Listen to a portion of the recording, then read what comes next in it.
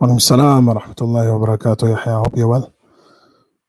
Yahya, it's always when you're here that it starts off blurry, and then I have to find a way to make it.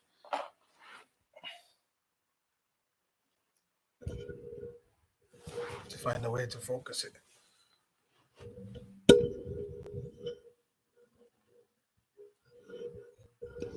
Khair, inshallah. Inshallah, it should sort itself out. I'll just give it another minute or so, inshallah, before we start.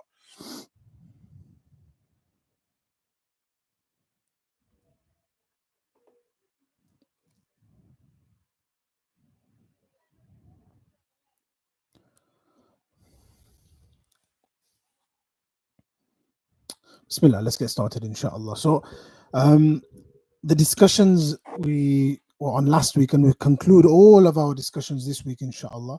Last week we were discussing how you should interact with friends and how you should interact with those people who you don't know.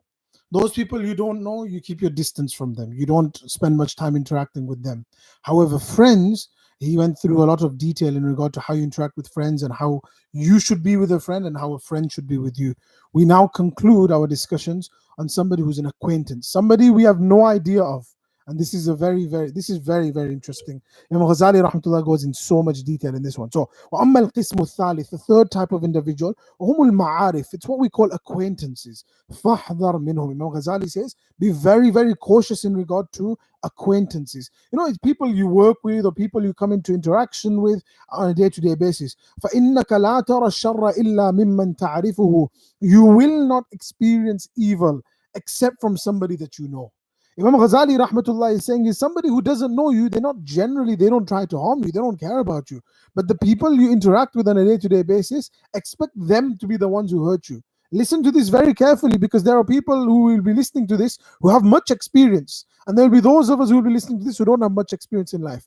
Guaranteed, Imam Ghazali is saying, the people who will hurt you the most are the people closest to you. Amma siddiqu fayu'inuka. Listen, a genuine friend, somebody who really is a friend of yours, he will help you, he will assist you in life. But amma al-majhul, however, somebody who you don't know, somebody you have no idea regarding, he's majhul, he's just somebody who you've never known, never come across. فَلَا يَتَعَرَّضُ لَكَ. He won't bother you, he's not going to trouble you, he doesn't want to know you, he doesn't have anything to do with you. Somebody walking past in the street, somebody on the tube with you when you're commuting, they don't care about you.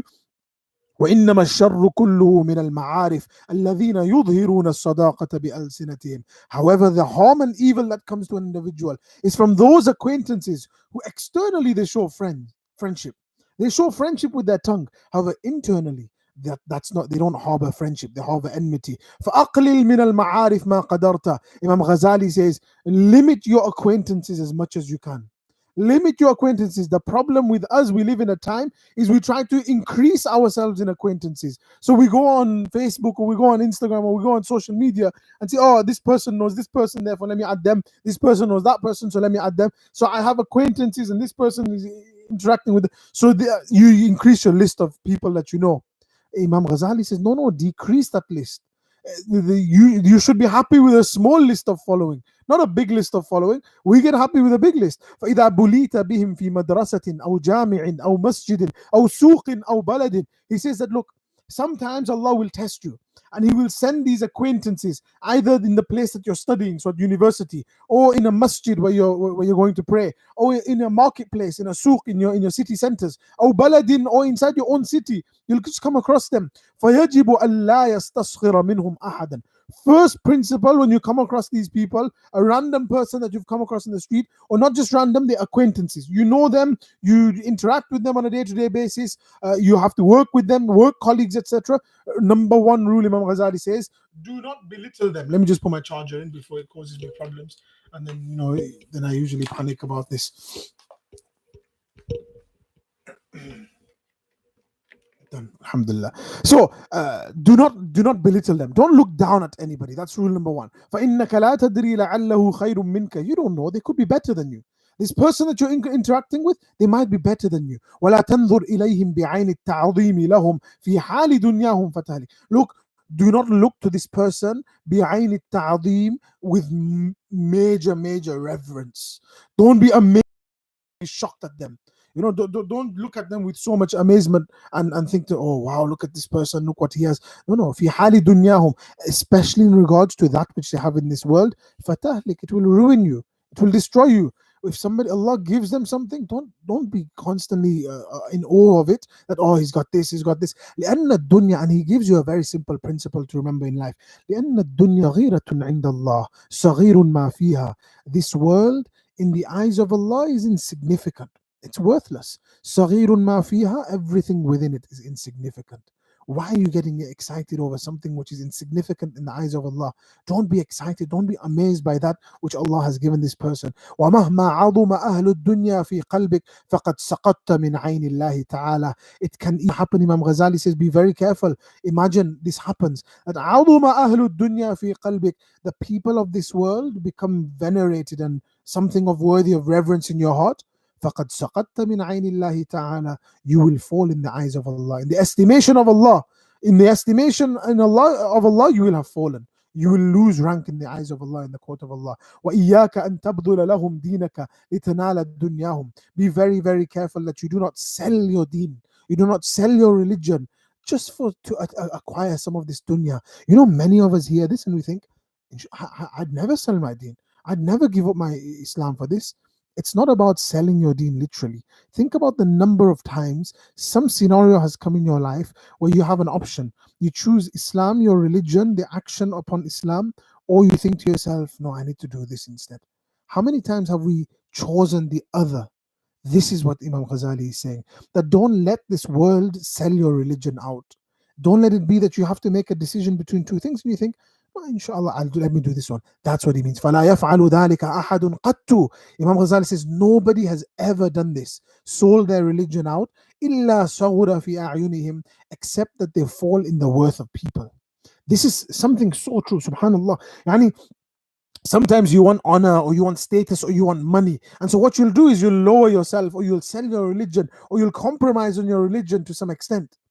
You won't increase in this person's eyes, you'll decrease in this person's eyes. When he talks about you, he'll say to people, oh, him, don't worry, I've got him. I can box him off. Don't worry, I've got him locked down. Yeah, I can sort him out. Don't worry, I can convince him. I can give him a bit of money and he'll listen to me. إلا صغر في أعينهم, you will fall in the eyes of people.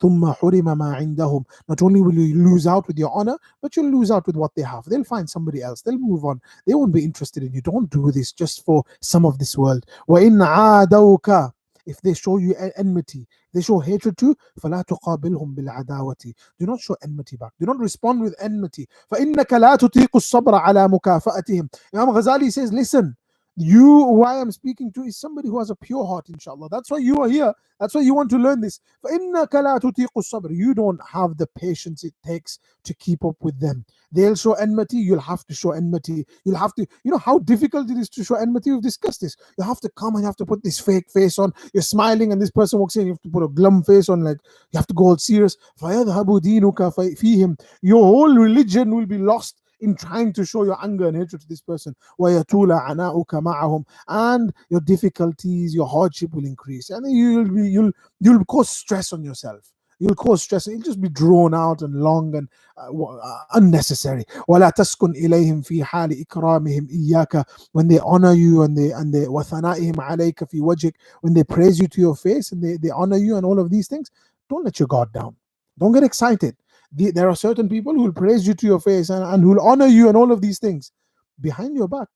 Subhanallah. وَإِظْهَارِهِمِ الْمَوَدَّةَ لَكَ. Just because they show you love and affection. فَإِنَّكَ لَوْ طَلَبْتَ حَقِيقَةَ ذَلِكَ. If you genuinely look into the reality of this, and why is he praising me? Why is he saying these good things about me? If you look into the reality of the situation, لَمْ تَجِدْ فِي الْمِئَةِ إِلَّا وَاحِدًا. Imam Ghazali said, you'll be lucky to find 1 in 100 to be sincere. You'll be lucky to find 1 in 100 to be sincere in regard to what they're saying regarding you or what they're praising you, all of these things. Imam Ghazali rahmatullah alayhi says, don't let these people fool you. And this Imam Ghazali says, he's not saying that be skeptical about everybody. He's saying, don't let your guard down. Just because somebody praises you, just because somebody likes your photo or comments and says, "Oh, very nice, mashallah," all of these things, don't fall for this thing that, "Oh, this person's a friend of mine." No, no, no. وَلَا تَطْمَعْ أَن يَكُونُ لَكَ فِي السِّرِّ وَالْعَلَنِ أَحَدًا واحدا. Do not ever expect and do not have this expectation that they will be with you exactly the way they are in private, they will be with you in public. People change. In public they'll be a certain way, in private they'll be a certain way. ولا تتعجب إن ثلوبك في الغيبة. And don't be amazed or shocked or surprised if this person slanders you in public. Don't be surprised. Why would you be surprised? ولا تغضب منهم. Don't be angry with this individual, because Imam Ghazali says فإنك لو أنصفت, if you are genuinely fair and you are very very sincere, وجدت من نفسك مثل ذلك, you will find that you do exactly the same. حتى في أصدقائك وأقاربك, to the extent that you will behave this way with your own friends and family too. بل في أستاذك ووالديك, not only with your friends but even with your teachers and your parents. فإنك تذكرهم في الغيبة بما لا تشافههم به. You will mention them in their absence. You will talk about them in their absence in a way which you would not speak about them if you were face to face with them. You describe them or speak about them with words you would not utter to their faces. Imam Ghazali says that people, when they show you a certain face and they go behind your back and they say something, don't be so surprised. Don't be so naive as to think everybody in the world loves you. That's not how this world works. Imam Ghazali is not trying to fill you with despair and say, "Oh, I guess I give up." Imam Ghazali is being a realist. He's saying to you that if you put all your hopes and wishes and expectations in people, they let you down again and again and again. He's being be realistic. That when people praise you and when people say things to your face, Alhamdulillah, just take it, and that's it. Don't think to yourself, "This is my best friend" or this and that. Just take it. فَاقْطَعْ طَمَعَكَ عَنْ مَالِهِمْ وَجَاهِهِمْ. Rid yourself of any inclinations of their wealth or wajahihim, of their status or of their support and assistance. Don't expect anything. Don't expect anything from the people. The less you expect, the less you'll be disappointed. And remember who we're talking about. We're not talking about friends here. Friends is one thing, those family members is a different thing. We're talking about acquaintances, people at work, people you work with, people you just have general interactions with. Don't expect too much from them. Friends are different, yes. فإن الطامع في الأكثر خائب في المآل. Somebody who has many hopes is often the one who loses out the most. That's in the long term. وهو ذليل لا محالة في الحال. And in the present, he's embarrassed usually, he's disgraced, he's let down. وإذا سألت واحدا حاجة فقضاها. If you ask somebody for a favor, فقضاها, and he fulfills it, فاشكر الله تعالى. Thank Allah subhanahu wa ta'ala. Thank Allah that Allah, it was through your divine assistance that this person assisted me. Allah, I thank you. And if you thank Allah, Allah will increase you. إن شكرتم لأزيدنكم. But Imam Ghazali says, washkurhu. Also show appreciation to the individual. If somebody's done you a favor, thank Allah, but also show appreciation to this individual. وَإِنْ قَصَّرَ. If he is unable to help you and if he's unable to fulfill that request of yours, that task of yours, فَأَلَا تُعَاتِبْهُ. Don't start rebuking him and having a go at him and saying, "Oh, you're useless, you're this, you're that, I can't trust you with anything." وَلَا تَشْكِهِ. Don't even complain. فَتَصِيرَ عَدَاوَةً. Again, we're not talking about friends, we're talking about acquaintances. People you have to work with, you are forced to interact with. If they do it for you, Alhamdulillah. If they don't do it for you, that's a different matter. And you just ولا تشكيه فتصير عداوة. Otherwise, it will become enmity. Otherwise, it will become enmity. You have a right to complain, but don't complain. From your perspective, you're saying, "I asked you to do this. You said you'll do it. You didn't do it." From his perspective, what will he think? And we've thought about this as well. I said I'll do him a favor. I wasn't able to do it. Why is he making such a big deal out of it? You see, both perspectives. The problem is we'll only look at that perspective when it's us. So if somebody doesn't do us the favor, we'll be like, "What's wrong with this guy, man? He said he'd do it. Why would he say if you're not going to do it, say you're not going to do it?" Right? On the other perspective. If you let somebody down, you'll be like, "Look, man, I let you down. Why is he making such a big deal out of it? I said I'd do him a favor. I wasn't able to do it. Why is he making such a big deal?" Imam Ghazali is saying, don't aggravate the situation further. You will only cause enmity. وَكُنْ كَالْمُؤْمِنِ يَطْلُبُ الْمَعَاذِيرِ. Become like a believer, a genuine believer. يَطْلُبُ الْمَعَاذِيرِ. He looks for excuses. Seek excuses for this person. ولا تكن كالمنافق يطلب العيوب. Don't be like a hypocrite who looks for faults and who looks for failings inside an individual. Never look for faults in people. فقل, say to yourself, لعله قصر لعذر له لم أطلع عليه. Maybe there was some excuse that he has which I was unaware of. That's why this happened. Yani make excuses. Learn to make excuses, not for yourself, for others. Don't make excuses for yourself. Make excuses for others. So all the excuses we make for ourselves, now save them and use them on other people. Stop making excuses for ourselves. If you make a mistake, accept to say, look, bro, I put my hands up. I'm sorry. You'll see 99% of the time, because when people are reasonable and you put your hand up and say, I'm sorry, guys, I made a mistake. People would say, Khalas, leave it now. He's made a mistake. He's accepted it, move on. But if you keep aggravating the situation and saying, no, but hey, you did this, and just let it, hands up. I'm sorry. And the same with other people. So that's you. You accept your mistakes. With others, find excuses for them. Hey, listen, maybe there's something going on in his life. Maybe there's some difficulty he's going through. There must be something. This is not like him. And so make excuses for people. وَلَا تَعِظَنَّ أَحَدًا مِّنْهُمْ. Do not advise and give instructions to people مَا لَمْ تَتَوَسَّمْ فِيهِ, until you don't see in them مَخَايِلَ الْقَبُولِ, until you don't see a willingness of accepting in them.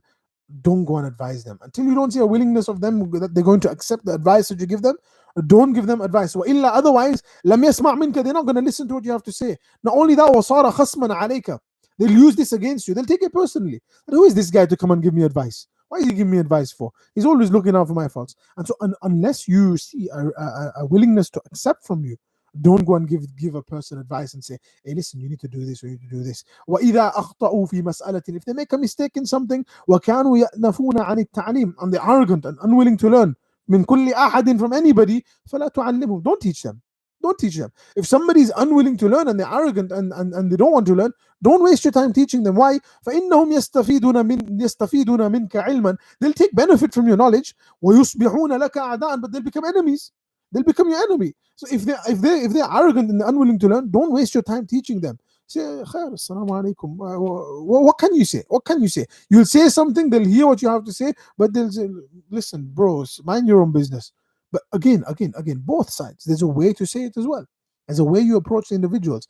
إلا إذا تعلق ذلك بمعصية يقارفونها عن جهل. Yes, Imam Ghazali says that unless the action of this individual is a sin, and يقارفونها عن جهل, he has committed this action out of ignorance. Ignorance isn't always a negative thing. You don't always use the word ignorant in a negative way. It could be ignorant means that he's unaware. He's done something, nobody's informed him about this, that's why he's doing it. In that instance, take him to the side. فاذكر الحق بلطف, with lutf, with love, with compassion, gently take them to the side. من غير عنف, don't be harsh, and explain to them that, bro, this is actually the way you do this, and this is the way you do this. I remember hearing an incident from one of my teachers. I think it was a companion in the time of the Prophet ﷺ. He'd come to make wudu, and he never knew how to make wudu. And it was Hassan and Hussein radiallahu ta'ala who they were making wudu. So this individual who didn't know how to make wudu, he was like looking at them making wudu. And so Hassan and Hussein were very intelligent, grandsons of the Prophet ﷺ. They were very sharp. And so they realized that this individual doesn't know how to make wudu.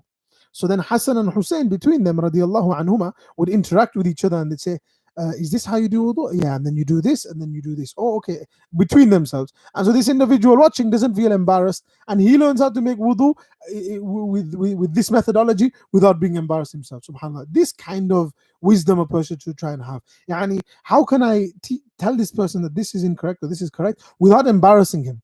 Or with the least amount of embarrassment. So I take him to the side and I just say, listen, I'm not sure. I don't know where you've got this from, but I heard this scholar saying this. Now, I'm not sure. Maybe I can learn from you. Have you heard this from a scholar or something like that? Or so, oh, okay. No, it's fine. I just heard this from this individual. With love and respect, let's show this. Why do we have to go in guns blazing? When have you ever changed your mindset on something when somebody's come to you guns blazing and said, hey, this is how it's going to be. This is what you got to do. And this is how it's khalas. It's not going to work like that. وَإِذَا رَأَيْتَ مِنْهُمْ كَرَامَةً وَخَيْرًا. Imam Ghazali says, your acquaintances, the people at work, the people that you don't interact with much, if you see generosity from them, فَاشْكُرِ اللَّهَ الَّذِي حَبَّبَكَ إِلَيْهِمْ. It's not because of something special in you. Thank Allah. Allah has placed the love of you in their hearts. If Allah places the love of you in the hearts of people, Thank Allah subhanahu wa ta'ala. And wallahi, this is a blessing from Allah. This is a genuine blessing from Allah. If Allah places the love of you in the hearts of people, one of the most effective ways, or two of the most effective ways: number one, bring within yourself religiosity in private and public. Connect with Allah. And number two, to get the people to love you, have good akhlaq. Have good manners. Be well with the people. These two characters are very important. In your public and private life, connect with Allah subhanahu wa ta'ala genuinely and sincerely. Allah will, I guarantee you, Allah will put the love of the people in your hearts. The love of you in the hearts of the people. And number two, have good character, have good akhlaq, interact with people in a loving way, and guaranteed the people will love you. وَإِذَا رَأَيْتَ مِنْهُمْ شَرًّا, if you see evil from these people, well, fine. If you see good from them, this is what you do, you thank Allah. What if these people come to you and they interact with the evil? فَكِلْهُمْ إِلَى اللَّهِ عَزَّ وَجَلَ, leave their affairs to Allah subhanahu wa ta'ala. وَاسْتَعِذْ بِاللَّهِ مِنْ شَرِّهِمْ, seek protection from Allah from the evil. Oh Allah, protect me from the evil. وَلَا تُعَاتِبْهُمْ وَلَا تَقُلْ, don't have a go at them, and don't say to them, لِمَ لَمْ تَعْرِفُوا حَقِّي, do you not know my rights? I know my rights. You don't know my rights. وَأَنَا فُلَانُ ابْنُ فُلَانَ, I am the such and such a person, the son of such and such a person. Do you not know who I am? أَنَا الْفَاضِلُ فِي الْعُلُومِ, I've studied this science, I'm a doctor, I'm an alim, I'm this, I'm that. فَإِنَّ ذَلِكَ كَلَامُ الْحَمْقَى, this is the speech of foolish people. وَأَشَدُّ النَّاسِ حَمَاقَةً, the worst and the most foolish of people. مَنْ يُزَكِّي نَفْسَهُ وَيُثْنِي عَلَيْهَا, he praises himself and he puts himself on a pedestal that I am this and I am that. He sees worth in himself. These are the worst of people. These are the most foolish of people. Ghazali says, when people behave with you in a certain way, don't stand up and say, hey, do you know who I am? Do you know I work for this and such an organization, and I have these credentials, and you not know who my father is? Is this no? Ghazali says that, oh, what is this? This is foolish. Humble yourself. If somebody does something to you, leave their affairs to Allah. وَعَلَمْ, know أن الله عز وجل لم يسلطهم عليك إلا لذنب سبق منك. Turn the finger back to yourself. Allah Azza wa Jal lam yusallithum alayka, will never place you in this kind of position, will never place people who are oppressing you illa lidhanbin sabaqa minka, except because of some action of yours, either yours or people around you. Illa lidhanbin sabaqa minka, except unless you did some sin. Wastaghfirillah min dhanbik, seek the forgiveness of Allah from your sins. And the scholars mention this very clearly. Sometimes Allah has written for you a certain position and rank in Jannah, and throughout your day, throughout your week, throughout your months, years, you don't reach those ranks. But Allah wants you to hit that rank. How is He going to make you hit that rank? He'll send some sort of a difficulty. He'll send some sort of a challenge. Let me send a challenge to my slave. He will struggle, be patient, and because of this difficulty, I will raise his rank to where I need him to be, where I want him to be. Subhanallah. Allah subhanahu wa ta'ala sometimes does this. And it comes in that hadith of the Prophet ﷺ, that hatta shawkatu yushakuha, that even a thorn that pricks you, you're walking in high grass or something like that, and you're walking in meadows or something like that, and a thorn pricks you.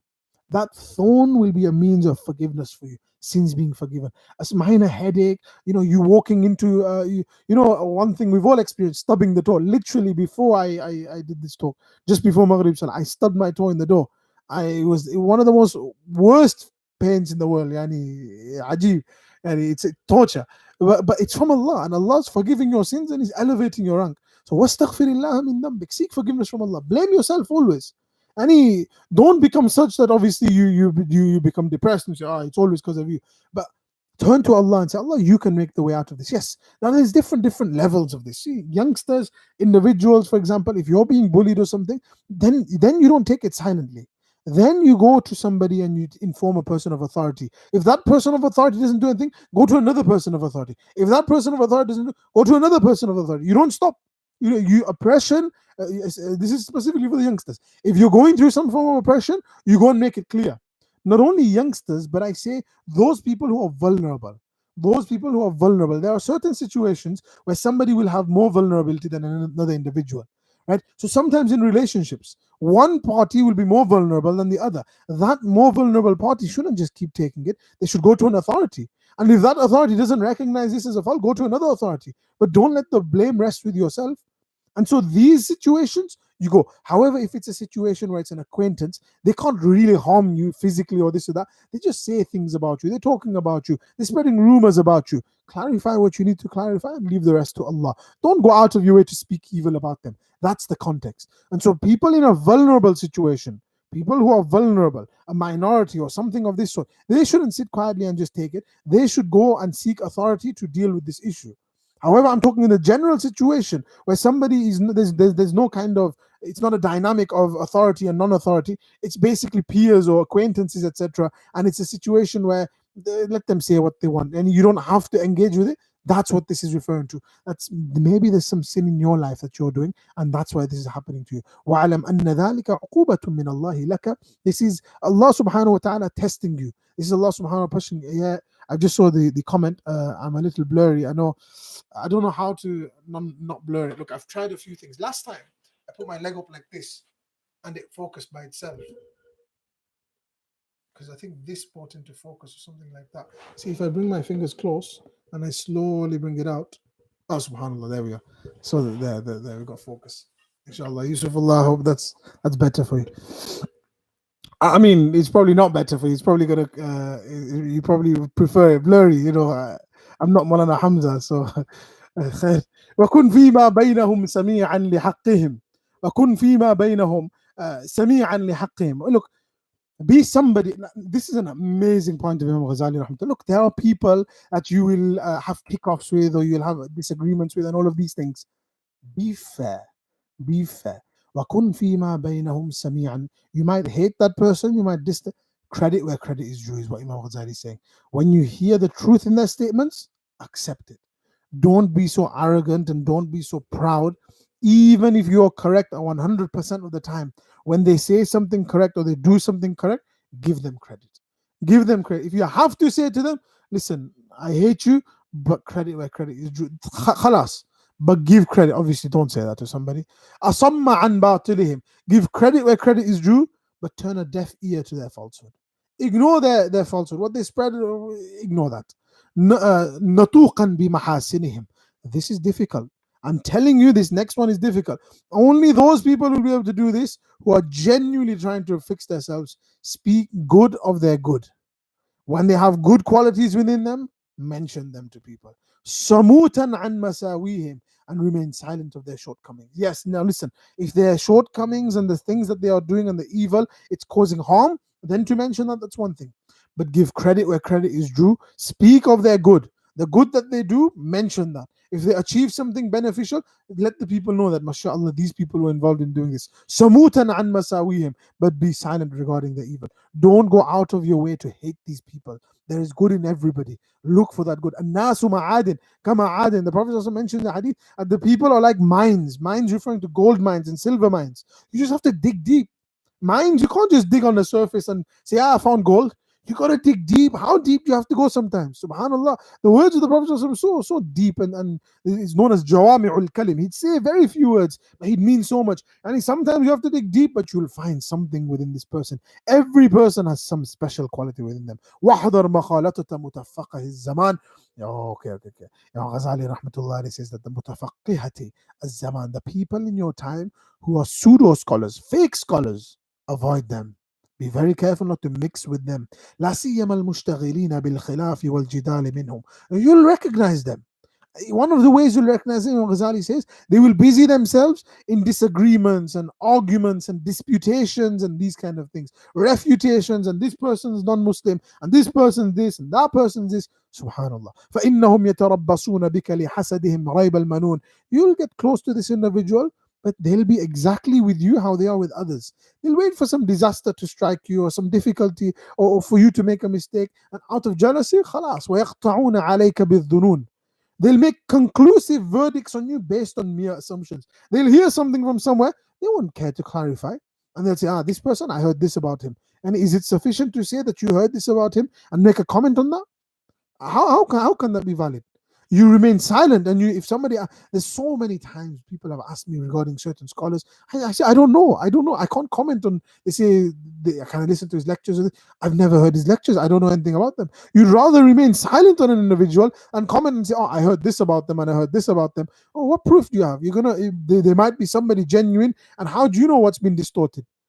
And the distortions happen all the time. وَيَقْطَعُونَ عَلَيْكَ بِالدُّنُونَ.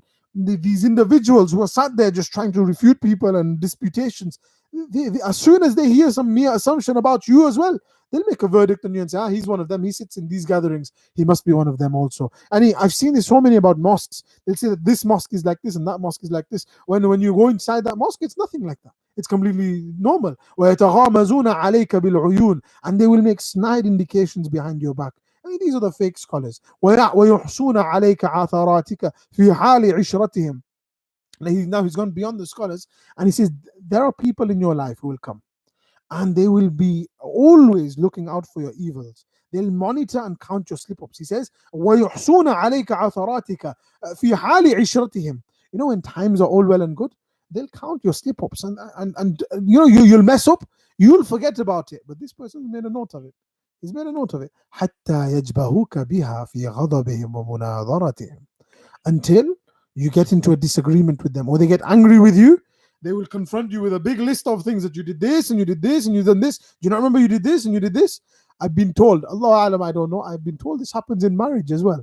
And days go by, a list is being made, and then one day you do something really bad, and then the list gets pulled out, and you did this and you did that and you did this. Subhanallah. But khair, that's different. That's something, relationships are like that. But this individual will be like this also. Yani, you don't think that you're getting away with everything. They'll be making their list. And then and the issue, look, listen carefully. The issue is not they pull out the big list and they have a conversation with you. That's fine. The issue is that they didn't do it sincerely. They got angry with you. That's why they pulled the list out. It wasn't a case of, listen, bro, can we have a word on the side? And they take you to the side and say, I saw you do this thing, and I think it's wrong. That's fine. That's good. The issue here is this list has not been pulled out to fix you, or to do your islah, or to be a good friend. It's because they're angry with you, they're in an argument with you, and because of the emotions, now they want to get everything out. They'll say, you're like this, and you do this, and you do that. And it's subhanAllah, that intention is wrong. That intention is wrong. And this is why I always say, when something displeases you and you're upset with something, tell that person. Don't wait for an argument or a kickoff or something like that and then bring it up. What benefit does that bring? You're adding fuel to a fire. You want to put out the fire. Instead, there's a fire going and you're chucking fuel, and so you're saying, you did this. And he'll say, well, what about you? You do this. And you're just going to create this massive bonfire. What you actually want to do is take him to the side and say, listen, there's this fire. I want to put it out. Let's talk about this. لا يقيلون لك عثرة. They won't assist you or support you when you make a mistake. You'll make a mistake, they'll make an announcement that, look, this person did this, or he messed up, or you claimed all of this, and now what? They won't say, listen, bro, there's a bit of a mess up that's taken place, misunderstanding, let's fix it up, let's work together, how can we do this? They'll leave it to you, and they'll announce it that, oh, look, he's messed up now, look, take a look now, let's see if he can fix it. وَلَا يَغْفِرُونَ لَكَ زَلَّةً. Your slip-ups, they won't forgive you. وَلَا يَسْتَرُونَ لَكَ عَوْرَةً. And any little deficiency you have, any fault you have, they won't hide it. They'll publicly announce it. يُحَاسِبُونَ عَلَى النَّقِيرِ وَالْقِطْمِيرِ. They'll take you to the task for the most trivial and minute of matters. Anything small, they'll take you to task for it, and they'll say, hey, you did this. Why did you do this? You did this. You did this. You did this. That's the kind of person. وَيَحْسَدُونَ عَلَى الْقَلِيلِ وَالْكَثِيرِ. They'll be jealous. They'll envy you over something small, something big. They don't care. Every little thing, every big thing, they'll be jealous. وَيُحَرِّضُونَ عَلَيْكَ الْإِخْوَانِ. But that's not the worst bit. You see, if somebody's jealous, that doesn't affect you. If they're burning in jealousy, it doesn't affect you. The problem and the reason jealousy and envy is so evil, it's very rare for a person to be jealous and they don't put that jealousy into action. وَيُحَرِّضُونَ عَلَيْكَ الْإِخْوَانِ. He'll go and incite others against you. He'll go to your friends, he'll go to your family, he'll go to people you don't even know, people you work with. بِالنَّمِيمَةِ. He'll start gossiping about you, telltaling, وَالْبَلَاغَاتِ وَالْبُهْتَانِ, and spreading false rumors and accusing you. This is what will happen. And so this is why scholars say protect yourself from jealousy, because not only is the jealousy going to harm you and hurt you and burn inside you, but it's also going to eventually force you to go and do things that you shouldn't do. Go and spread rumors and stuff. But that's how jealousy works. Wallahi, that's how it works. In the Quran, in Surah Al-Falaq, Surah Al-Nas, there's some amazing qualities that we are told to seek protection from.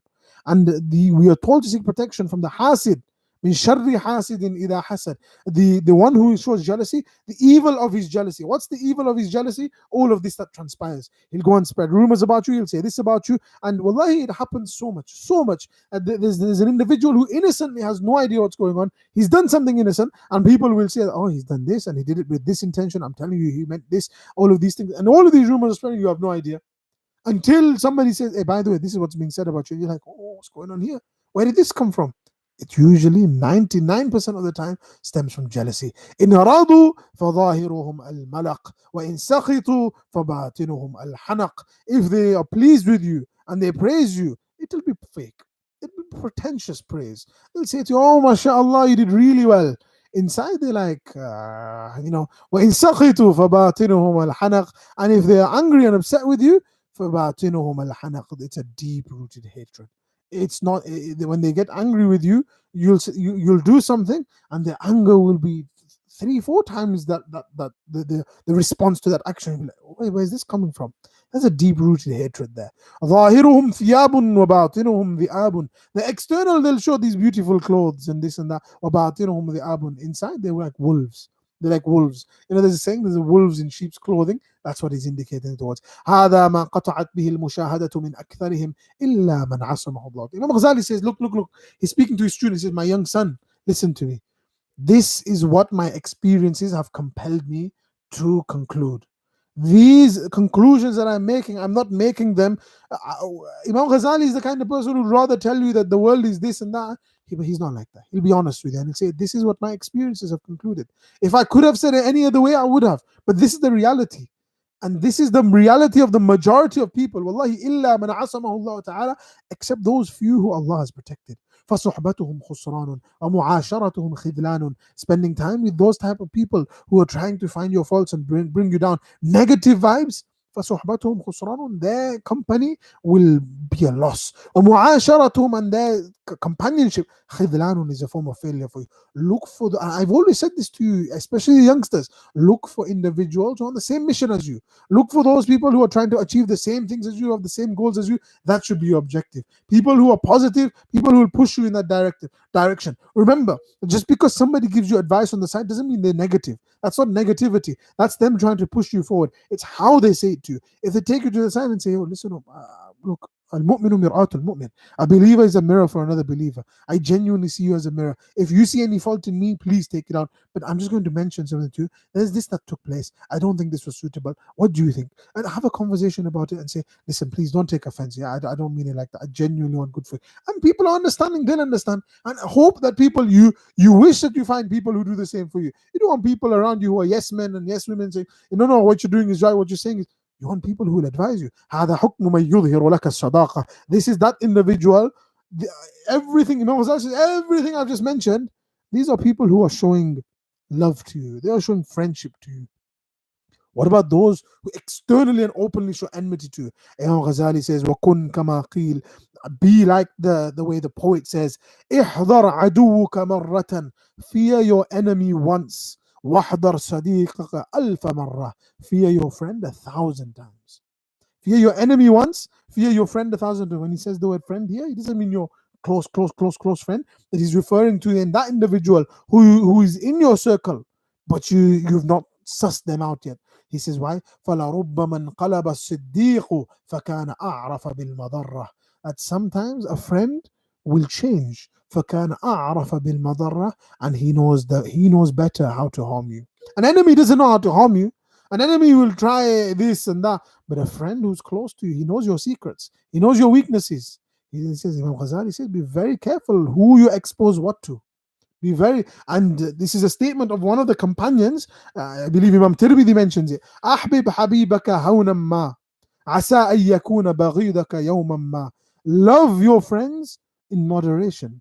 It's possible one day they will become your enemy. أبغض بغيضك هونا ما عسى أن يكون حبيبك هونا ما. And hate your enemies even with moderation. The people in life you hate, and you have to keep your distance with them. They're not good for you. You keep your distance, but hate them in moderation. عسى أن يكون حبيبك هونا ما أو يوما ما. It's possible one day they'll become a friend of yours.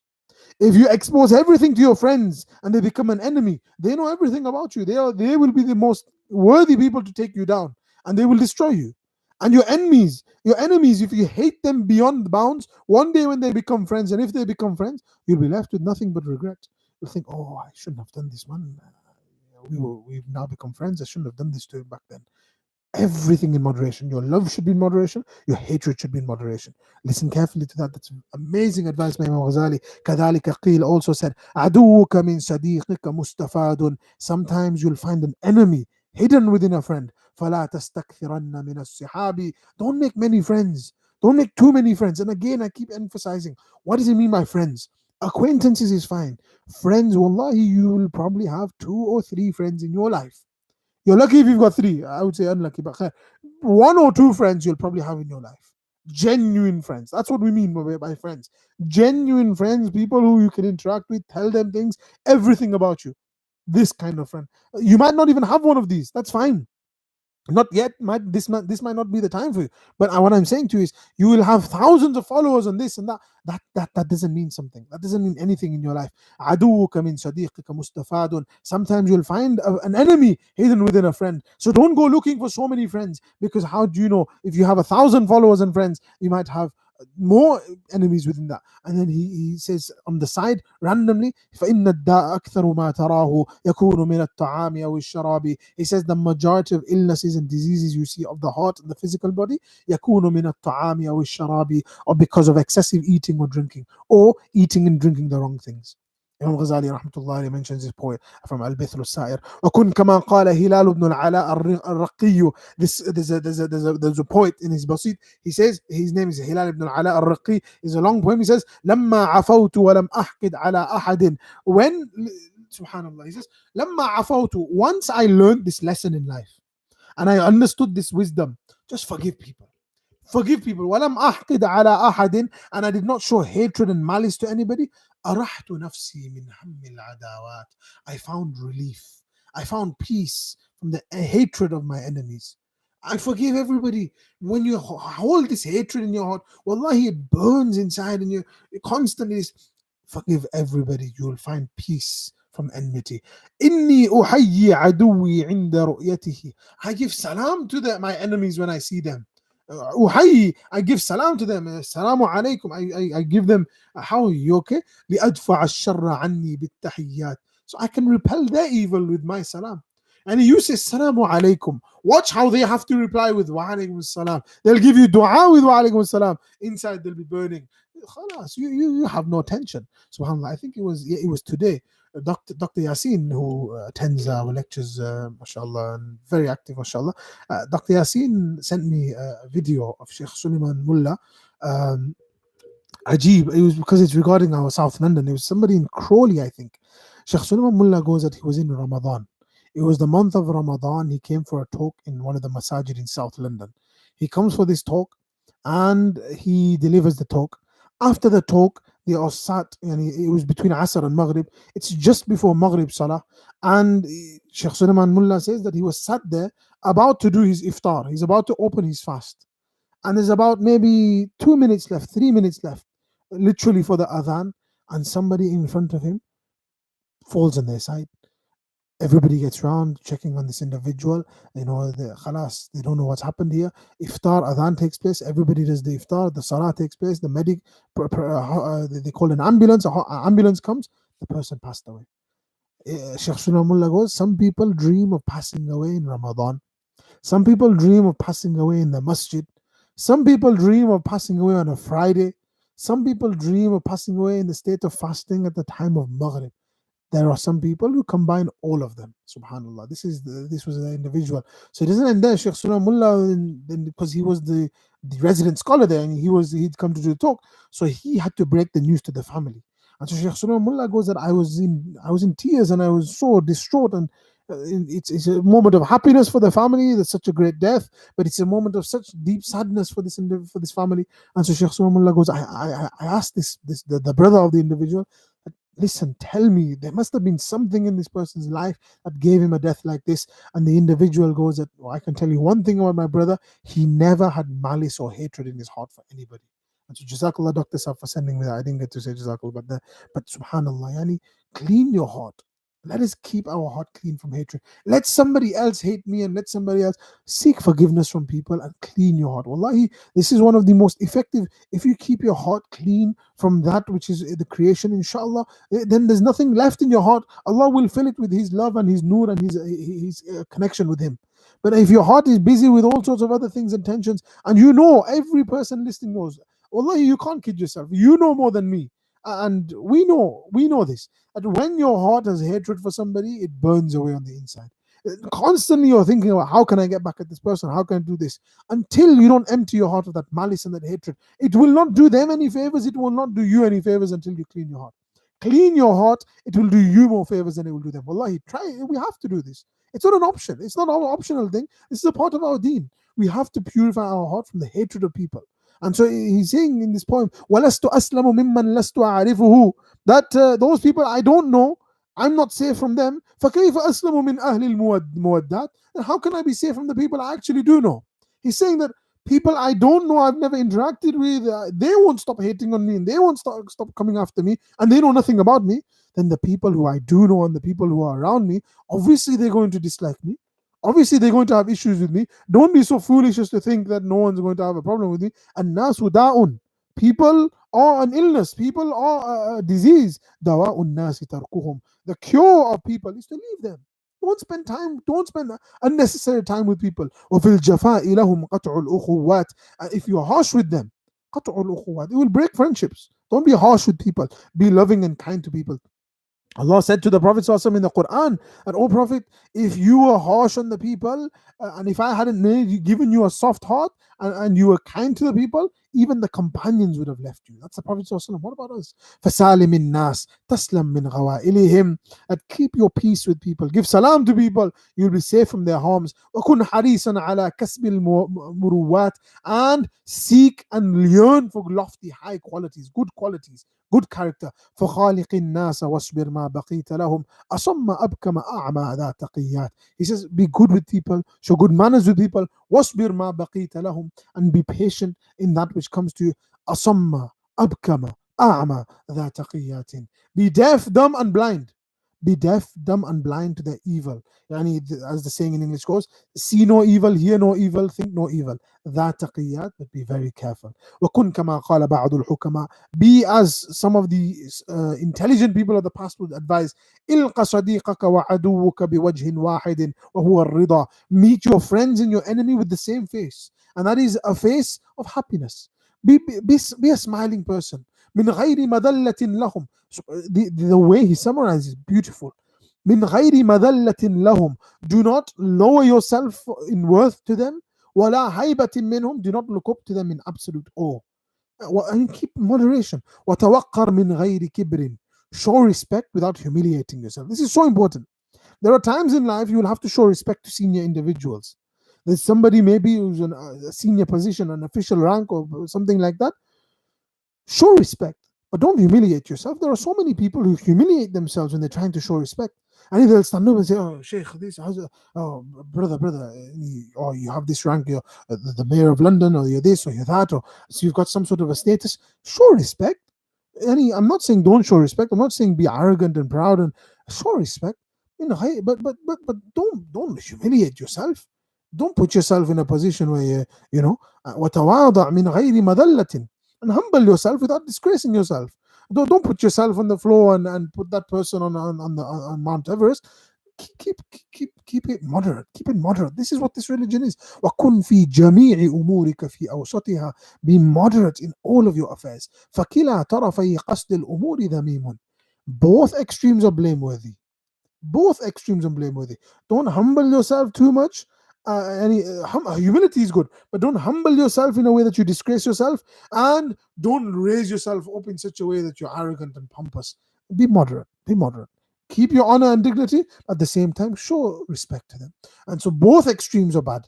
And subhanAllah, this is what we every form of extremism is wrong. What is extremism? What is you have moderation. And if somebody does something too much, they're extreme on this side. And if somebody does something too less, they're extreme on that side. And every form of extremism is bad. Any Islam teaches moderation, constantly teaches moderation. Fakila, and the way to fix extremism. Many people ask, how do you fix extremism? There's one solution for extremism, one fix for extremism. Educate yourself. Educate yourself. You see, this is what it is. Let's assume this is a spectrum, right? So you've got, for example, this is very, you'll need to understand. So let me just check the camera can see my fingers. Yeah, the camera can see. So look, let's assume that this is too far extreme on the right and too far extreme on the left. Okay, if somebody they study Islam, for example, and they study this much, they know this much. So this is what extremism right, extremism left, and this is moderation in the middle. Where this mic is, that's moderation. So this is how it looks. Now, what if somebody has this much knowledge? This is too far right. They know this much. Their moderation is here. Whereas the moderation should be here, their moderation is actually here. This is the full spectrum. This is where the middle point is. However, they only have this much knowledge, so their moderation is here. And so if you say to them, you're an extremist, they say, no, I'm a moderate. Somebody on this side, so this is the full spectrum, and they have knowledge only of this much. And so you say to them, you're a bit too extreme on the left. He'll say, no, this is my knowledge. I'm acting in the middle. I'm acting in the middle of moderation here. As he increases his knowledge, his spectrum will change, and he will come on to real moderation. And that's how you fix extremism. Extremism won't be fixed by this or that or education. Educate people, and you will fix extremism. That's the only way you can fix extremism. Teach people the reality of the situation. This is the extent of knowledge, and this is where moderation is. But the problem is they only have this much. If they only have this much, they will say to you that no, I am moderate. But then as you increase their knowledge and you increase their knowledge and you increase their knowledge and they get this much knowledge, they will come onto moderation itself, because their middle will start shifting and they'll come into moderation. That's the only way to fix this concept of extremism. So Imam Ghazali rahmatullah alayhi says that both extremes are wrong. وَلَا تَنْظُرْ فِي عِطْفَيْكَ. Do not look left and right. What does he mean by left and right? Don't look left and right in search of praise. Don't look for people to praise you. And then he says, وَلَا تُكْثِرِ الْإِلْتِفَاتِ. Don't keep looking over your shoulder. What does he mean by looking over your shoulder? Don't keep being worried about what people will say. Don't look left and right looking for praise, and don't keep looking behind you thinking, what are the people saying? If what you're doing is right, keep doing it. Keep doing what you're doing. Don't let the praises of the people or the criticism of the people change what you're doing. وَلَا تَقِفْ عَلَى الْجَمَاعَاتِ. And he says, don't stop and make conversations with everybody. وَإِذَا جَلَسْتَ فَلَا تَسْتَوْفِزْ. When you sit down and you're sitting with a group of people, don't sit as though you're going to sit there forever. If you have work to do, move on. Move on. He gives a bunch of other advices as well. And he says, be careful of social norms. You know, in the time of, in Ghazali's time especially, clasping your hands like this, or clasping your fingers, or playing with your beard, or playing with your ring was seen as disrespectful. And so he says that don't do these things. Again, it's customary. He gives some advices which are good for all of us. Don't start picking your teeth halfway through, or picking your nose, putting your finger in your nose, or start spitting up phlegm and going and all this kind of stuff people do. وَكَثْرَةِ بُصَاقِكَ وَتَنَخُمِكَ. And all this kind of, and all this that people do from the nose and the thing. There's a time and place to do that. Don't do that in public gatherings, etc. People will hate you. وَلْيَكُنْ مَجْلِسُكَ هَادِئًا وَحَدِيثُكَ مَنْظُومًا مُرَتَّبًا. Be quiet, calm, and collected. This is a summary of now. Be quiet, calm, and collective in life, and your statements should be organized and well thought through. Your statements should be well thought through. I think this is a summary of Imam Ghazali rahmatullah alayh, what he's saying. He says regarding your clothing, and I'm just going to quickly now finish off inshallah, because we're coming to the conclusion of this. He says, وَلَا تَتَصَنَّعْ فِي التَّزَيُّن. Don't overdress yourself. Don't go to great lengths to dress up. وَلَا تَتَبَذَّلْ تَبَذُّلَ الْعَبْدِ. But then don't wear ripped and torn clothes either. Wear simple clothes, be one of moderation. If Allah's given you wealth, wear good clothes. That's no issue. There's no issue with wearing good clothes and this and that. If Allah's given you ni'am and blessings, show those blessings. But don't let it build arrogance inside of you, and don't spend too much time in wearing good clothes and this and that. But don't wear ripped and clothes that are basically damaged and this and that. We're reasonable. وَإِذَا خَاصَمْتَ. When you have to argue or debate with somebody, فَتَوَقَّ وَتَحَفَّظْ مِنْ جَهْلِكَ وَعَجَلَتِكَ. Be careful that you're not hasty. Don't be hasty in making decisions, and don't let your arrogance be your downfall. وتفكر في حجة. Think carefully about your arguments. ولا تكثر الإشارة بيدك. Don't be the guy who's shouting and screaming and waving his arms around and stuff. Be calm and collected. No, I can't say 90% because I don't know the figures, but the majority of the time, the person screaming and shouting has already lost the argument. People watching will think, look how calm and collected this guy is. This guy is screaming and shouting. And so when they come, if something happens and they go to break it up, and they'll go after the guy who's screaming and shouting, even if the other guy was in the wrong. Why? Because he looks like the threat. And so by you screaming and shouting and you waving your arms, if you just stand there quietly and people will ask what happened, people will say, well, this person was just stood there and he was basically calmly telling him something, and this guy started screaming and shouting and he was out of control. All of these things play a part. Ghazali is saying that when you're having a conversation, you're having to debate, don't be the one who loses control. And he says that if you're going to lose control, فَإِذَا هَدَأَ غَضَبُكَ فَتَكَلَّمْ. Only when your anger has abated and you've calmed down, then speak. Such important principles. The chances of you saying things when you're angry that you'll regret is so much multiplied. Every time one thing when I studied IFTA, the Mufti course, one of the big parts of the Mufti course is you are engaging with the community and you get fatwa, you get questions coming in and you have to answer those questions. I'm telling you, if you go through the files in the Darul Ifta, in our place where we answer all the fatawa and the questions, it's an amazing atmosphere, and you have all the students of Ifta there, the teachers come in, and you basically, you're researching your answer, you find your answer, you have to word your answer, you take it to the teacher, you show the teacher says, okay, you need to change this, add this, where's the reference for this, add the reference, and then you go back and then you edit it and all of these things, and you're doing all your edits and stuff, and then you take it back and they approve it, and you have to get your 3 signatures, etc., from the different scholars, and etc., and then you kind of look at your fatwa with a little bit of like, I put this fatwa together and I've got the signatures of 3 great scholars in the bottom of this, and you fold them and send it, alhamdulillah. And so, but the problem, and I can say with a confidence, the majority of the questions, you look at the different files, you have the files for questions on worship, and the questions on this and fasting and this and that and different questions. We had about probably a full folder full of questions, or probably a full cabinet, like one full cabinet drawer filled with questions on divorce, marital issues, this, that, the majority of questions. And when I went and traveled a few places, even when we were in India, I was speaking to some people in India, we were doing iftar there. I said, what's the majority of the questions you get? Divorce. Wherever you'll go in the world, the majority of the questions are on divorce. And so the reason I remember that is because whenever the question of divorce comes, they send the question and they say, I was angry when I gave the divorce. Does it count? And every time this used to come in, we used to think to ourselves, does anybody give divorce when they're happy? Does anybody sit there smiling and happy and say, oh, I'm going to give you a divorce? That's not how it works. You're going to give it when you're angry. فَإِذَا هَدَأَ غَضَبُكَ. When you are angry, wait till your anger abates. فَتَكَلَّمْ. Then speak. Because we've touched on divorce, I'll mention one point here. Very important. Very important. The same way we take marriage seriously and we take nikah seriously, we should take divorce just as seriously. What that means is you won't marry somebody with you see them once and you sit down and you say, that's it, let's get married, khalas. You'll take time, you'll think about it, you'll do istikhara, you'll consult with family, you'll consult with this person, you'll ask their family members, you'll ask these people, you'll ask friends, and you'll find out whether they're the right person to get married to. We'll do that, won't we? Why do we not do that with divorce? There are instances where you may have to divorce. We are realistic. There are times when you may have to divorce. But you have to go through a process. You have to sit down and speak with the partner and say to them, look, it's not working out. We've tried this, we've tried this, we've tried that. You bring in a third figure, you bring in an external figure, an independent figure. What shame is there in that? People have relationship issues all the time. It's normal, it's human. It's going to be like that. But you have to find a way to resolve it. What distinguishes you from somebody else is that the fact that you're trying.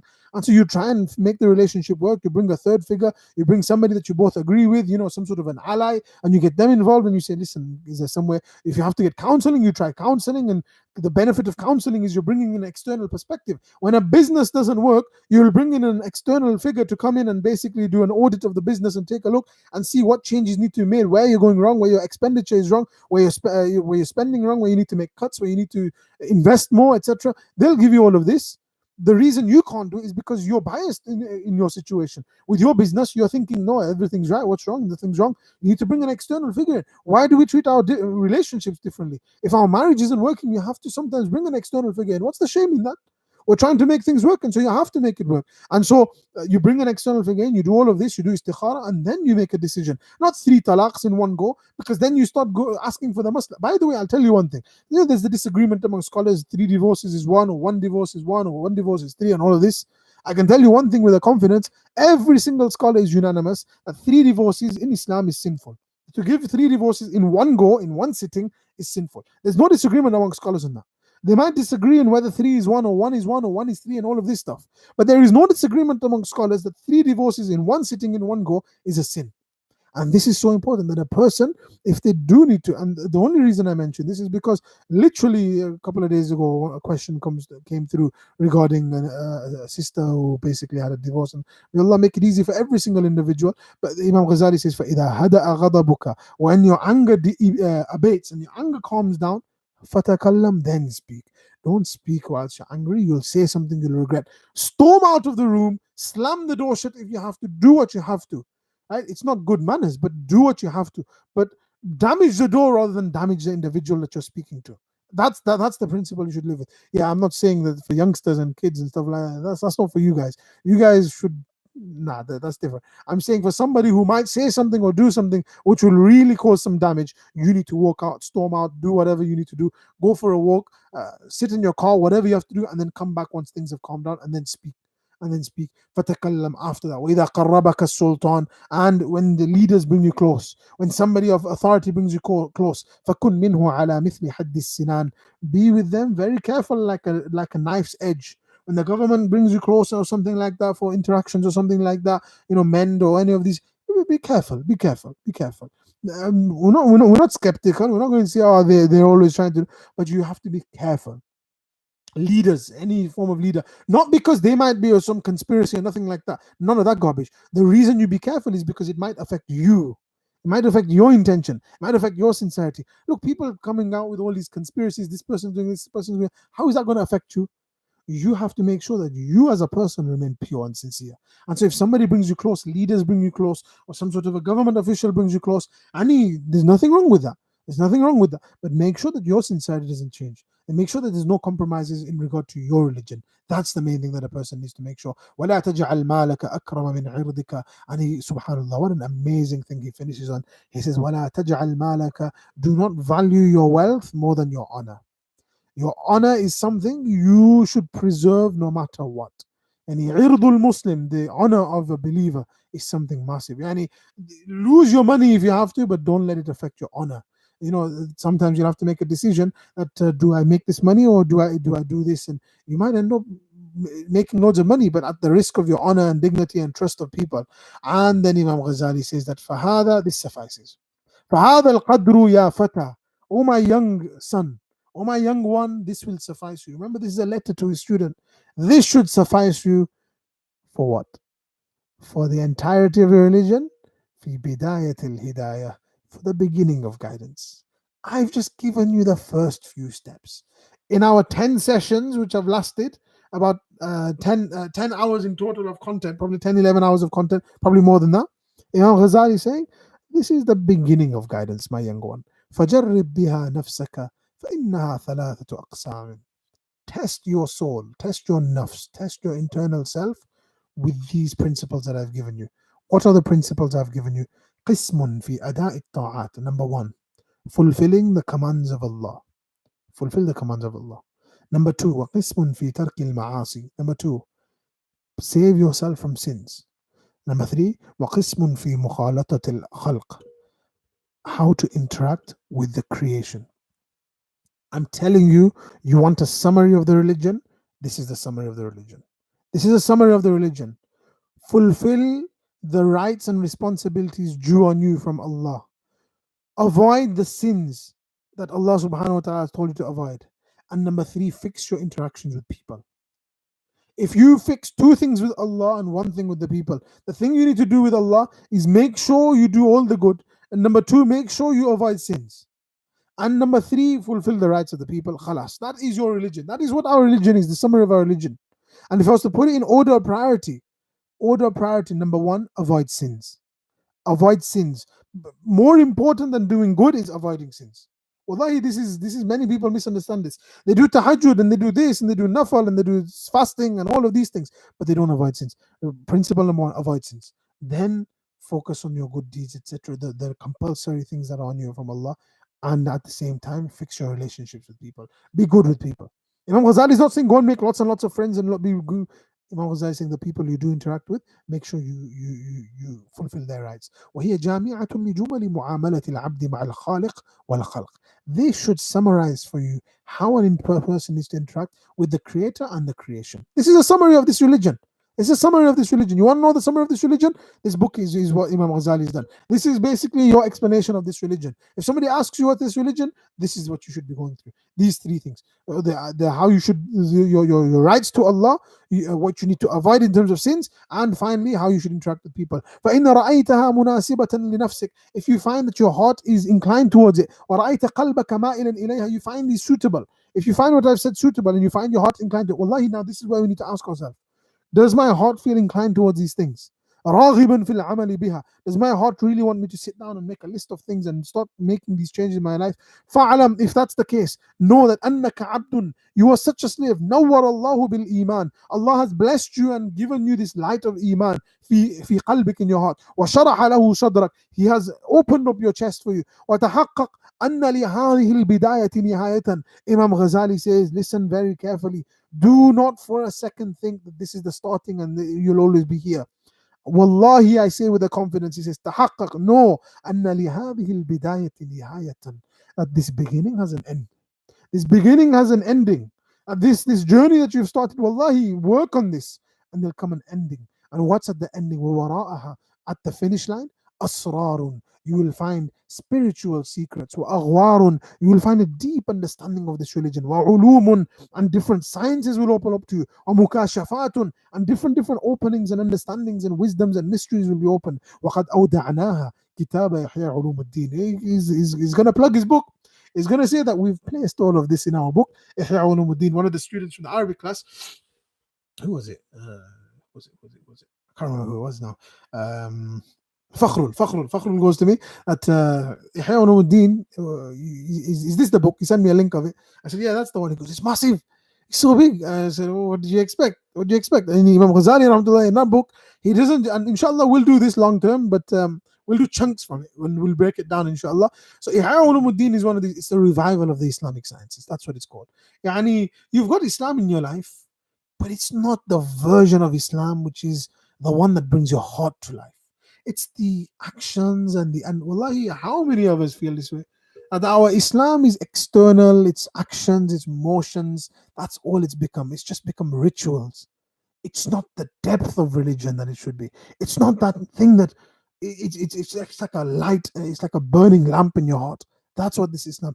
فَاشْتَغِلْ بِتَحْصِيلِهِ. Ghazali says to his student, and all of you are his students, make sure you read that book and make sure you try and acquire the endings, because Imam Ghazali has been there. He's been there, done that, got the t-shirt. And so he's saying that, trust me, it's worth it. وَإِنْ رَأَيْتَ نَفْسَكَ. Imam Ghazali says, as always, that listen, my young student, there are some of you who are thinking, not now. This is all for the pious people. تَسْتَقْثِرُ الْعَمَلْ بِهَذِهِ الْوَظَائِفِ. This is too difficult for me, man. Listen, my kind of thing is وَتَسْتَكْثِرُ هَذَا الْفَنْ مِنَ الْعِلْمِ. Oh, this Sufi stuff, it's too much headache for me, man. Changing my heart and becoming a better person and more akhlaq. Subhanallah, Sufi stuff. The life of the Prophet ﷺ and the way of the life of the Prophet ﷺ, if you think it's too much headache for you, وَتَقُولُ لَكَ, and your nafs and your internal self is saying to you, أَنَّا يَنْفَعُكَ هَذَا الْعِلْمِ فِي مَحَافِلِ الْعُلَمَاءِ. How is this knowledge going to help me in the gatherings of the scholars? I want to sit among scholars and debate the exciting things and be on this panel and be on this show and be on this platform, and I want to have big debates and I want to be the person of knowledge. How is this going to benefit me? Subhanallah. Subhanallah. Yani, is this the objective of seeking knowledge? وَمَتَى يُقَدِّمُكَ هَذَا عَلَى الْأَقْرَانِ وَالنُّظَرَاءِ. If you find your nafs saying to me, saying to you, and saying to me, and saying to us that متى يقدمك هذا على الأقران والنظراء. That how is this knowledge going to push me forward amongst my contemporaries and my friends and my peers? and I want to be better than everybody in my class and everybody amongst me. How am I going to get that with this kind of knowledge? This is telling me to be humble. وكيف يرفع منصبك في مجالس الأمراء والوزراء. How will I increase myself in status amongst the leaders and the senior figures? I want to be amongst government officials, and I want to be amongst this person, and I want to be, and I want my name to be put with this person. I want to have my photo taken with this person. How am I going to do that if you're telling me to be humble and bring myself down? يعني this is incompatible with me. وكيف له أن يوصلك إلى الصلة والأرزاق وولاية الأوقاف والقضاء. How am I going to get contacts? How am I going to get the connections that I want to get in senior positions and stuff? And I want to get money, and I want to be in a position in legal courts and within government where people are consulting me. فَعَلَمْ.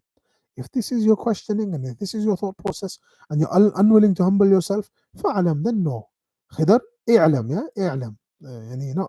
أعلم اعلم فاعلم فاعلم. It's from the Arabic class. فاعلم أن الشيطان قد أغواك وأنساك منقلبك ومثواك. Know one thing. Shaitan has confused you. Shaitan has deceived you. وأنساك, and he has made you forget منقلبك ومثواك, your place of return and your place of residence. Shaitan's made you forget that you're only here in this world for a short time. Fine, get the contacts you want and get in the camera and the photos that you want. How long will your photo last? People will see it one day in the newspaper. The next day, the newspaper changes. So your name has already gone. And fine, you take that newspaper cutting and you put it on your wall. It sits in your house. First of all, how many people see it? People will come in. When they come into your house, they'll say, "Oh, what's this? Oh, I was with the Prime Minister." "Oh, you know the Prime Minister." "Do you know the Prime Minister? You took a photo with the Prime Minister." Well, what's the difference between the two? And how long will that last there? How long will that last there? It'll last for your lifetime. Your kids will keep it there. It'll go in the bin. For a moment of pleasure, a person will sacrifice his entire religion to sit on an honorary panel for how many years? 5 years? 10 years? Is it worth it? Is it worth it? And to be the most famous scholar, to be on this platform, people will forget that you even did this lecture by tomorrow. Why is our objective these things? Imam Ghazali says, Shaitan has deceived you. He's made you forget that your final residence and abode is not this world, it's the hereafter. Why are you working after this world? Why are you working? فَاطْلُبْ شَيْطَانًا. Imam Ghazali is so angry at this point. And what do you mean you're going after these things? I've said this entire lecture, and he says, فَاطْلُبْ شَيْطَان. Go find another devil like yourself. فَاطْلُبْ شَيْطَانًا مِثْلَكَ. Go find a devil like yourself. لِيُعَلِّمَكَ مَا تَظُنُّ أَنَّهُ يُوصِلُكَ إِلَى بُغْيَتِكَ. And لِيُعَلِّمَكَ, so that he can teach you مَا تَظُنُّ أَنَّهُ يُوصِلُكَ إِلى بُغْيَتِكَ. And that which will lead you to your goal. Go on. He'll tell you how to get to your goal. خلاص, what do you want from me? ثم علم, then know أنه قد, but just know one thing, he says, before you go and find this devil and you start doing all of this stuff, أنه قد لا يصفو لك الملك في محلتك. Gain whatever possessions and gain whatever riches and gain whatever position that you want, it will never be free from tensions. You gain this position by pleasing people. Your entire life you will have to please people. You won't just get the position and now you can do what you want. Has it ever worked like that? People say that once I get in position, then has it ever worked like that? Once you're in that position, you have to bend and you have to twist and you have to do this and you have to please people. You will never be free from tensions. فضلا عن قريتك أو you won't be able to be free from tensions في محلتك, in your own community. فضلا عن, forget your town, your city. ثم يفوتك به الملك المقيم والنعيم. Not only that, you're in constant tension and you're constantly worried about the honor and the status that you have, and to keep that. But what have you lost on the other side of the scale? يفوتك به الملك المقيم. You gain some possessions and some ownership of something in this world. You own the title. That was your ownership. You owned the title, and you lost what? On the other side, you lost ownership of al-muqim, al-mulk al-muqim, that kingdom and that ownership which is eternal. وَالنَّعِيمُ الدَّائِم, that which is going to be forever and ever. فِي جِوَارِ رَبِّ الْعَالَمِينَ, not trying to impress people, but you'll be in the proximity of the Lord of the worlds. And you will be in the company and the neighborhood of the creator of the heavens and the earth. That's what you lost for this. Imam Ghazali is really shaking his student here and saying that this is not what we work for. This is not what our focus should be. Our focus should be Allah and His Rasul. وَهُوَ حَسْبُنَا وَنِعْمَ الْوَكِيلُ. وَهُوَ حَسْبُنَا, Allah suffices us. وَنِعْمَ الْوَكِيلُ, and He is such a great wakil, representative on our behalf. He ends there. وَحَسْبُنَا. He's reminding us, Allah suffices you. Don't go after this, don't go after that. And this is a lesson for myself, for yourself, for every single one of us. Allah suffices us. What a great wakil and companion he is, and what a great wali he is. Walhamdulillahi Rabbil Alameen. All praise belongs to Allah, the Lord of the worlds. Wa sallallahu ala Sayyidina Muhammad. And we send salutations and praise upon our beloved Prophet Muhammad sallallahu alayhi wasallam wa alihi and his family wa sahbihi and his companions wa sallama tasliman kathiran ila yawmiddin. And we send peace and salutations upon him, plenty and plenty ila yawmiddin, till the day of judgment. May Allah subhanahu wa ta'ala accept this from us. May Allah subhanahu wa ta'ala allow us to continue in our studies, but also in our practice and our getting closer to Allah subhanahu wa ta'ala. This is the process of knowledge. This is a process of seeking knowledge. And a person will study. And sometimes, this is what I find interesting. Sometimes you'll read something once, it won't be enough for you. You'll need to read it again. And you'll need to read it again. And you'll need to go through it again. And you'll need to go through another text. And you need to go through another text and add on to that this and that and that. And you'll have to do it multiple times for it to take effect, for it to have the impact that you want it to have. And so we finish this text, but that doesn't mean we finish here. How do we interact with the Quran? What's the advice we're given regarding the Quran? As soon as you finish the Quran, what should you do? Read Surah Al-Fatiha again and read Alif Lam Mim until Muflihun. Why? Because you start immediately after you finish, you start again. One of my teachers said the problem with us is that we read 10 books once. There was a time when people would read one book 10 times because now we have so many books. And so it doesn't mean that you got to sit down and read it 10 times, but you got to keep going through these notes. And one of the ways that you can go through these notes is another text, another text, another text. And these ideas will kind of coincide. And you never know when what will be said, where it will click and you will say, this is what I need to do. This is what I do. And so we make dua to Allah. And He gives us the ability to make amal, inshallah, on what was read. Look, it's a great blessing of Allah that He gave us the ability to start something and finish this book that we started. Alhamdulillah, we're given the ability to finish this. And inshallah, we continue in this way. We'll inshallah think of another book that we start on these Friday sessions, and we'll pick something which, again, the Friday sessions, I want them to be a very spiritual focus. This is one of the things we're lacking. This idea of Islam, everybody knows, and everybody can get the fiqh of this and that. And the iman and the aqidah and stuff like that. You can get the basics. Aqidah is sufficient. I believe in Allah, His messengers, His the angels, this, that, all of these things we believe in. What's lacking is the spiritual side of things, the ihsan side of things. How do we bring the third dimension into our religion? The salah. How do we bring that third dimension? I mentioned this incident before. Sheikh Ilyas Kandilwi, he once mentioned this amazing thing. He goes and look, the salah that we perform is the same as the salah that the companions used to perform. Think about it. Our salah, the motions of our salah is the same. The salah of the companions is the same. What's the difference? What's the difference in our salah and what's the difference in the salah of the companions? Because they prayed the same salah, but the help of Allah would come. You could literally, the heavens would open and the assistance from Allah would come. Angels would come. The Quran is the same, the Salah is the same, the Allah is the same, the Kaaba is the same, everything's the same. What's changed? What's changed? The quality of the Salah. We've changed in our quality. It's the person who's delivering it. And he gives an example. He says that if I was to bring a real lion into the room, how would people react? People would run and scream and shout, hey, there's a lion. What if I bring an image of a lion? An image of a lion. It looks realistic. It's everything. And I bring an image of a lion. Nobody's going to move. Exactly the same way. Both are called a lion. Both is called a salah. Our salah is called salah. Their salah is called salah. There's a difference. In one of them, there's life. In one of them, it's just the external image of a salah. Our salah is like that. It has the image of a salah. Therefore, it doesn't have the desired effect of screaming and shouting and everybody running when they see a lion. The salah of the companions is like the real lion. That it has the effect of salah. And it makes people, it changes ahwal. When difficulties came to the Prophet, where would he turn to? He would turn to salah.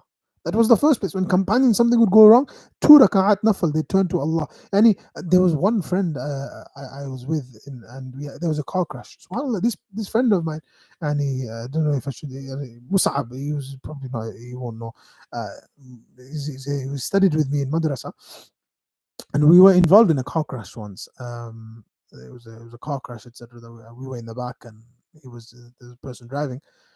So as soon as the car crash happened, and you once you've got out of the kind of, or just been in a car crash, you get out the car and you basically find out what's going on. You try and get some details and stuff.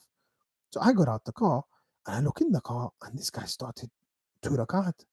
And he just started praying 2 rakat, and I thought to myself, Subhanallah, like, this is how a person should be. That as soon as something took place, and the nafal prayer, if you're in your vehicle, etc., you can pray, and if you don't know the direction of the qibla, you can pray just like that on your mount. And so he just started 2 rakat nafal. And the car crash happens, you don't even think 2 rakat nafal.